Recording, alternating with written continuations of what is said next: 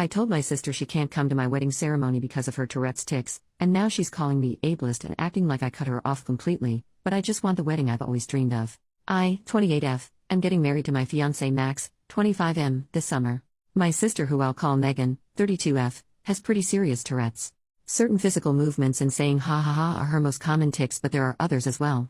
As long as I've been alive, I've never seen Megan sit through a long ceremony or presentation without tics, not even her high school and college graduation or for any siblings' graduations. Her ha ha ha is also extremely loud, bordering on yelling, and most of the time repetitive. I have involved and invited Megan to every aspect of the wedding, the rehearsal dinner, the bachelorette party, and the reception, except for the actual ceremony. My fiancé and I are writing our own vows, and I just want to hear him say them without interruption. The ceremony is fairly long, and I seriously doubt Megan's ability to go that long without ticking. She has said that holding back tics is like holding back a sneeze, only 1,000 times more difficult. The only options I see for her going into the ceremony are 1. Letting the tics go on as normal and be scrutinized by Max's side of the family who hasn't met her yet, or 2. Trying to suppress them the whole time. Either way, it would be a miserable experience for her. I have explained Megan's situation to guests who were unaware, but in Max's family there are several young children and elderly people that I doubt will have tact. Megan was heartbroken when I told her I didn't want her at the ceremony. I explained my reasoning to her about how the ceremony wouldn't be fun for her either way, but she didn't want to hear it. She admitted that she will likely tic when we're reading our vows, but insisted we can just pause and carry on or speak over it. I know this is selfish, but I don't want Max to pause or speak over someone. I want him to read his vows just as he wrote them. Megan has accused me of being mean, ableist, and a bridezilla. My dad is on my side, my mom is on Megan's side, and my other sister, 24F, agrees with me but thinks I should let her come anyway. Max supports whatever I decide but says he hopes this doesn't fracture our sister relationship. So, am I really in the wrong for this?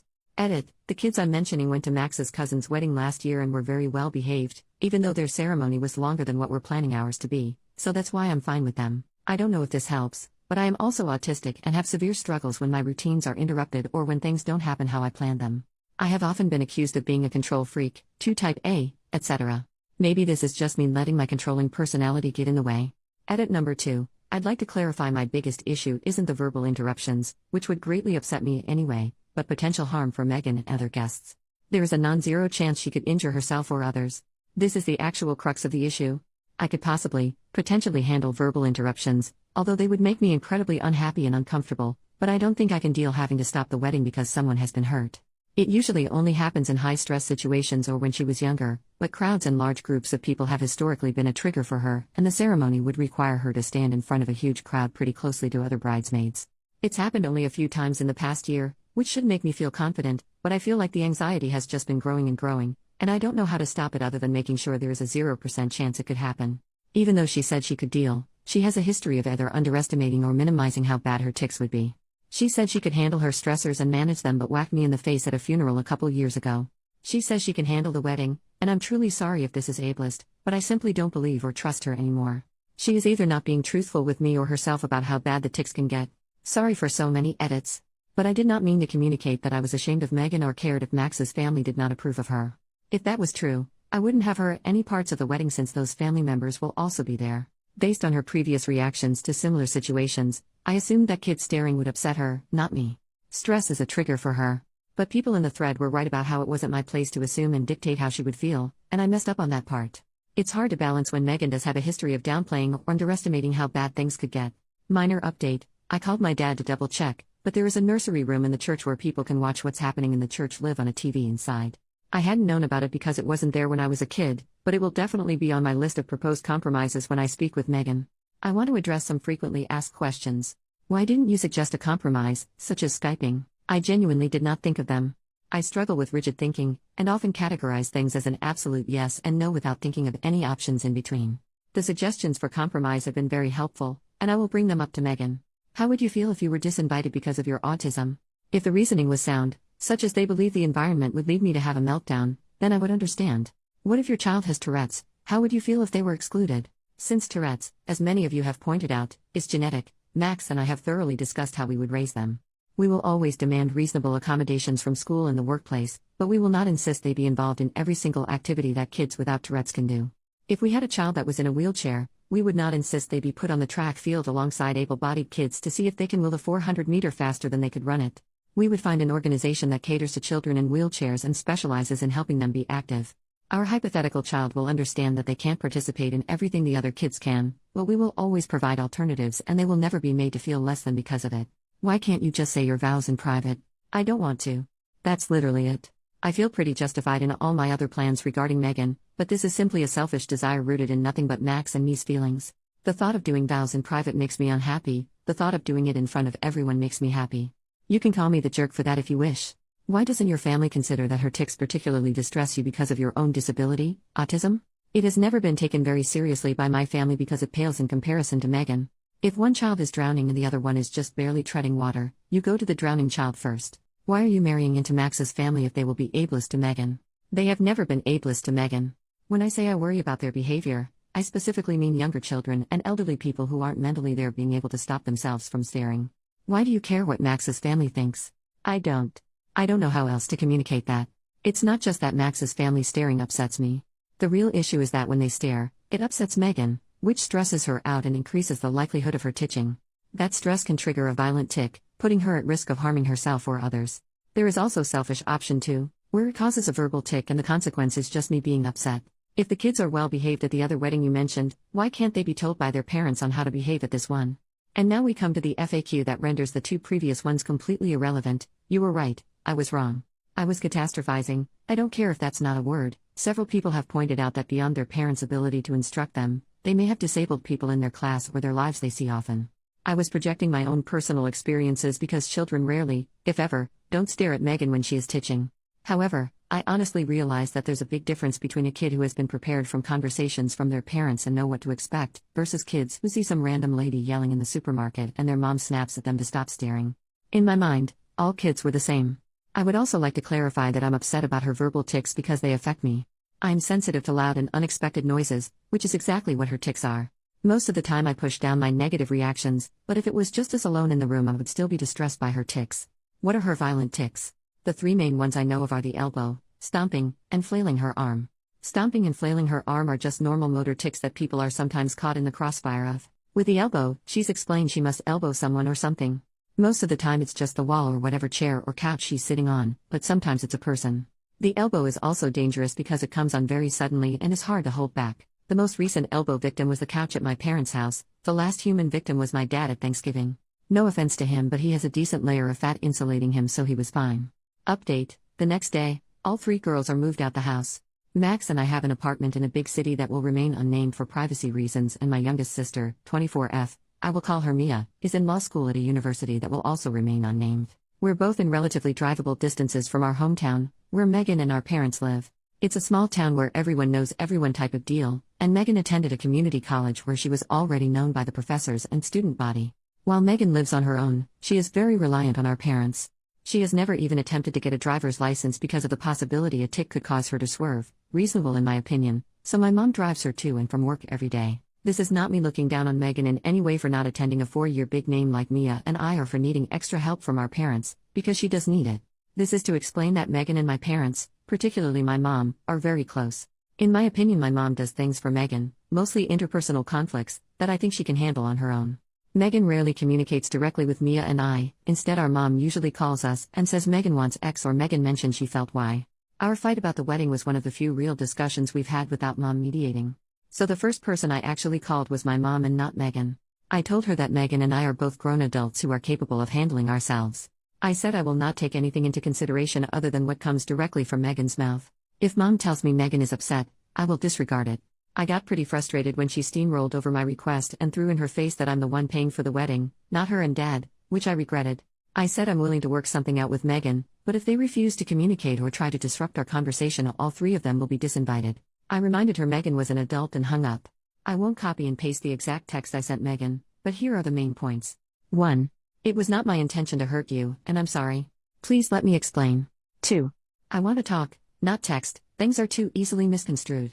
3. Your verbal tics have never been a problem for me. I didn't mean to make you feel ashamed of them.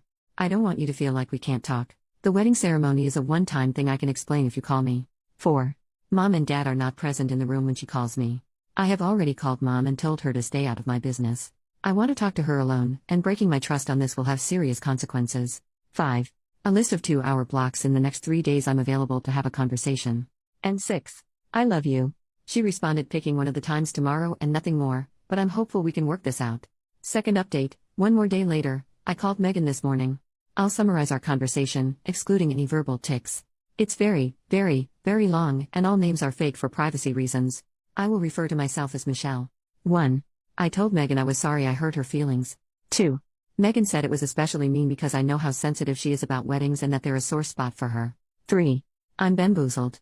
I informed Megan that I was not aware that weddings were a particularly sensitive subject for her. 4.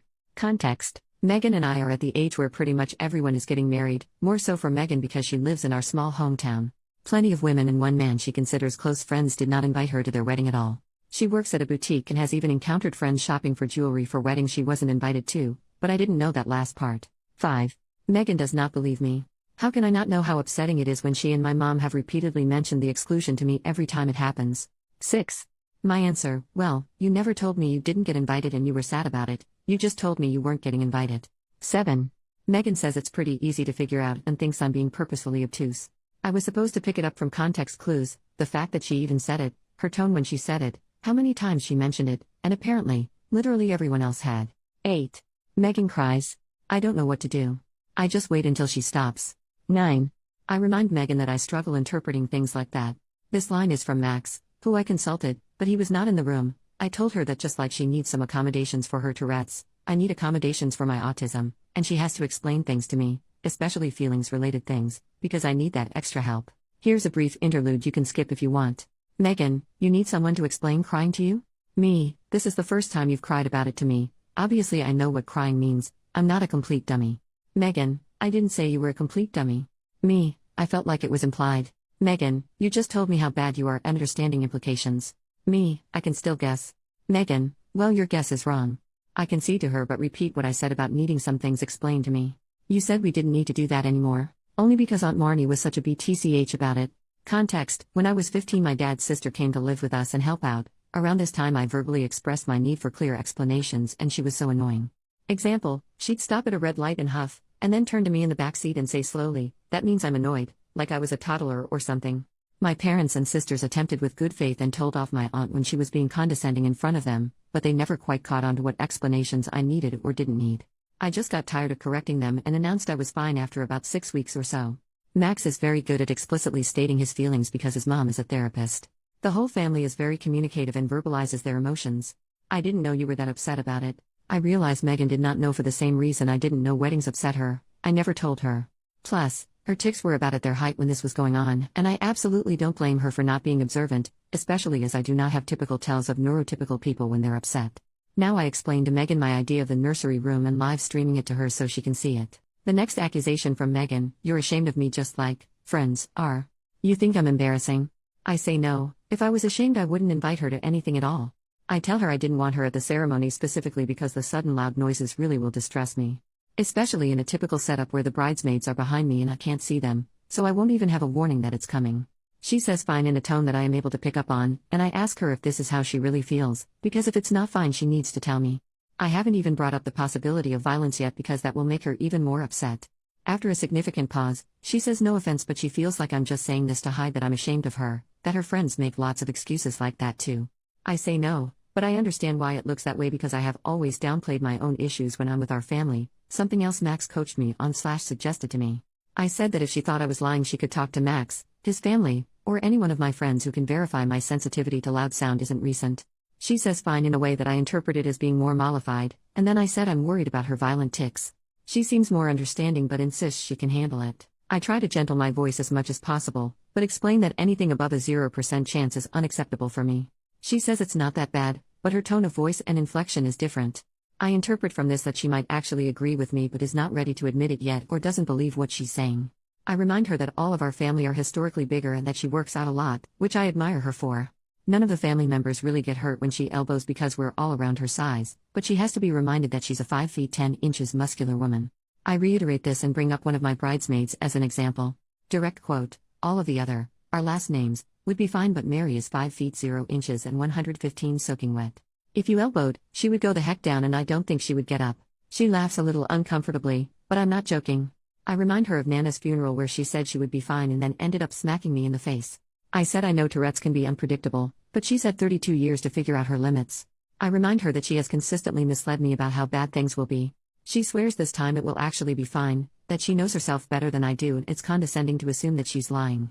She also reminds me Nana's funeral was years ago, saying she's improved, and I remind her that the last elbowing incident was months ago. I give up at this point. I'm so tired of her lying.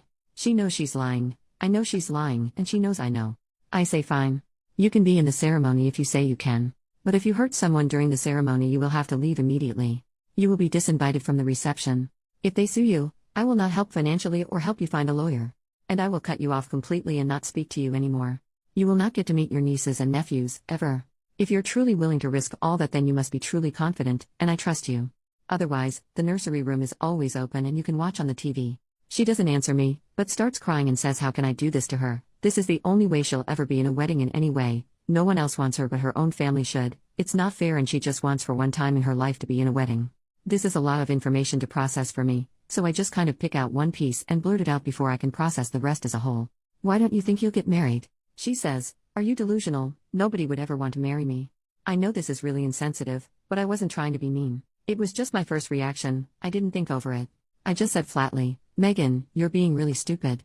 This seems to shock her into silence. I continued, you're very smart, you're very pretty, you work out, and you're a good person. There are lots of people out there you haven't met yet that could be a great match, maybe even someone who has Tourette's too, so writing yourself off and preemptively giving up is incredibly dumb. She sighs and says, you don't get it. I say yes I do, that I never thought someone would understand me until I met Max. I tell her that she's stayed in our hometown her whole life, and there's a reason I didn't marry anyone from there. I did something off script, which surprised me, but I said I know she doesn't like big crowds, but she should come to city with me and Max, or just me. I said she should try and meet new people. She seemed taken aback and almost horrified by the thought, so I said something was probably offensive, sorry, and said, there's an 80% chance a homeless tweaker will be doing something way more disruptive than you at any given time. She got really quiet and didn't say anything, so I reiterated my points. I'm not ashamed of the tics in and of themselves, I'm worried about potential harm they could cause. The motor tics are self-explanatory, and the vocal tics will distress me and make me uncomfortable. If she wants to bet our entire relationship on her confidence that she won't motor tic and hurt someone, she can be my guest, but I'm done. She starts begging me. Why can't I get a bigger venue so the bridesmaids have more room, and place an inanimate object near in case she gets the elbowing tic? Or why did I pick so many bridesmaids when I knew she would be one and she would be crowded? Why can't I just say my vows in private? Why can't I just ignore her when she tics? Why? Finally, she said she felt like I didn't take her needs into consideration and planned the wedding without thinking about her at all. I snapped. I said, of course I didn't think of you, it's my freaking wedding. Mine. I have spent my entire life thinking of you and how things might affect you and what you need instead of what I do. I moved this far away so I could stop thinking about you. You got everything. You got mom and dad's attention, all the sympathy, all the money went towards your treatments. I didn't get to see a therapist, just drive you to and from your appointments. When I was 9, you slammed a car door on my hand because of your tics and broke my finger. Do you remember that? Mom and dad were more concerned about me reassuring you I didn't blame you than my broken bone. Everything is about you and your feelings. Oh, Megan is titching too much to pack her backpack, you get it, Michelle. I know she threw a vase at your head during a rage fit, but Michelle, imagine how bad she feels. Megan sitting alone at lunch again, be a good sister and abandon your friends to sit with her. And now I can't even have my own wedding without making it about you? Fuck off. Megan was silent and then hung up. Something else that was brought up in the comments that has now been resolved. Yes, Max has feelings about my family dynamic but always allowed me to dictate it, both because he knows I like control and because he doesn't have much experience with disabilities. 95% of things, we offer feedback to the other if we think they need it, seek advice, discuss, etc. But for my family, he never really said anything except a variation of I support your decision. He said he would like to have input, especially as they will soon be his family as well and, hopefully, interacting with our future children. I can get annoyed because his mom's a therapist and uses therapy speak pretty regularly and it's been passed on to both her kids. Secretly, I think he thinks he's sort of an honorary therapist because he was raised by one and got treated by another. Earlier in our relationship when I was accepting his advice for family matters, he would say things like you seem to have an avoidant attachment style, probably from being ignored by your parents in childhood. I told him in no uncertain terms I did not care to be psychoanalyzed and that was that. We talked a lot, but the gist of it is that he has had opinions on my family and struggles with his instinct to protect me and his desire to respect my decisions. From now on, I am going to listen to him and take his opinion into consideration when deciding about family matters. He promised to stop the therapy talk and says that was more him being 21 and trying to impress me with big words. I have noticed he doesn't really do it anymore. So after my call with Megan I walked into our shared bedroom, and he didn't even have time to ask how it went before I burst into tears. He held me for a while. I am fine with physical touch and affection, especially from him, as long as it's not unexpected. Eventually my phone started ringing again and I saw that it was Mom. I told Max that I didn't want to talk to her, but if I didn't pick up it would become a whole thing. He just silently held out his hand, and when I realized what he meant, I put my phone in it. The conversation wasn't on speaker and I didn't really care enough to try and listen to what she said, and for the most part I don't remember what he said after telling my mom I couldn't come to the phone, just the beginning. Well, Michelle's crying too. I think you should be just as concerned about that. And the end. Yeah, well, my parents have said they'd more than happy to walk her down the aisle, so you think on that. I told Max about these posts and he was a little confused but supportive, and thinks it's funny how I've picked out names starting with M for everyone. I have not had any more calls from my family, but Max called his mother, very nice lady, and put her on speaker, and she reiterated she'd be happy to walk me down the aisle with her husband. So that is that for now. I find the anonymity very freeing, as well as writing down what happened, so I will update you all as soon as there is on. Third update, 3 days later, an update and goodbye. Max and I have officially disinvited Megan and my parents from my wedding. I'm getting lots of support and love from his family. I've got all the advice I feel I've needed, so I'm going to delete this account as it has served its purpose. I'll leave this up for a little while before I do it so people who are invested can see it. Thanks for all the advice and help.